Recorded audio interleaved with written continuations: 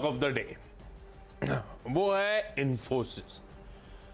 इन्फोसिस को लाल लेके चल रहा हूं और कुछ दिक्कतें हैं जो काफी बढ़ गई। कंप्लीट मिस है हर फ्रंट पे।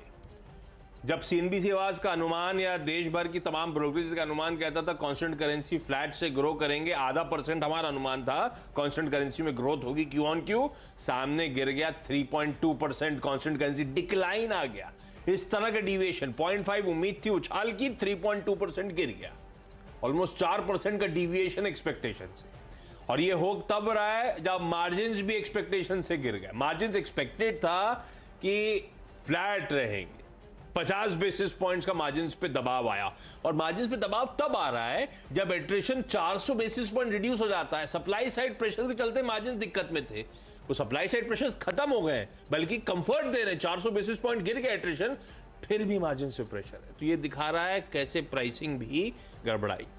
Total contract value deal TCV, यानी कि कितना धंधा मिला है ना, टीसीवी कहते हैं हम। 3.3 बिलियन पिछले क्वार्टर पे था, इस क्वार्टर में 2.1 बिलियन हो गया। नया धंधा कम आ रहा है, नहीं आ रहा है, यानी कि इंडिसीजन इंडिसाइसिवनेस है क्लाइंट्स के, हाथ खींचे हुए हैं, डिसाइड नहीं कर पा रहे, समय ज्यादा ले रहे हैं ऑर्डर्स देने के लिए।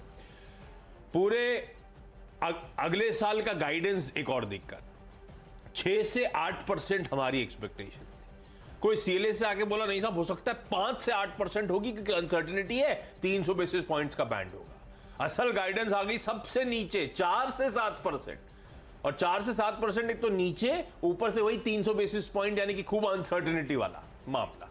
और उस पर भी ब्रोकरेजेस क्वेश्चन मार्क उठा रही है कि 4 से 7% भी इन्होंने एग्रेसिव ले लिया है, कंजर्वेटिव नहीं लग रहा है गाइडेंस। क्योंकि अगर डी ग्रोथ आ गई इस तरह से 3.2% की, तो आने वाले क्वार्टर्स चैलेंजिंग रहेंगे।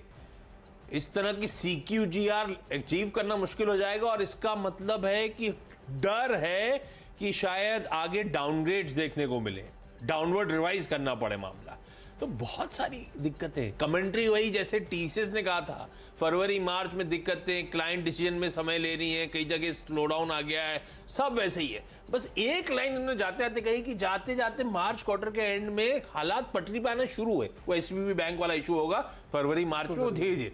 अब इसको थोड़ा सा एक्सट्रापोलेट करने की जरूरत पड़ेगी, बाकी तो हर पैमाने पे कमजोर। लाल ले लिया, अब इसका लाल रब ऑफ बनेगा, क्योंकि ये अभी अब टीसीएस वाला लग रहा था कि क्लाइंट स्पेसिफिक ना हो, इन्फोसिस वाला भी वैसे कुछ क्लाइंट स्पेसिफिक टाइप लग रहा है, लेकिन दोनों दिग्गज कंपनीज इस तरह का दिक्कत भरा परफॉर्मेंस दोनों का खराब, बहुत खराब।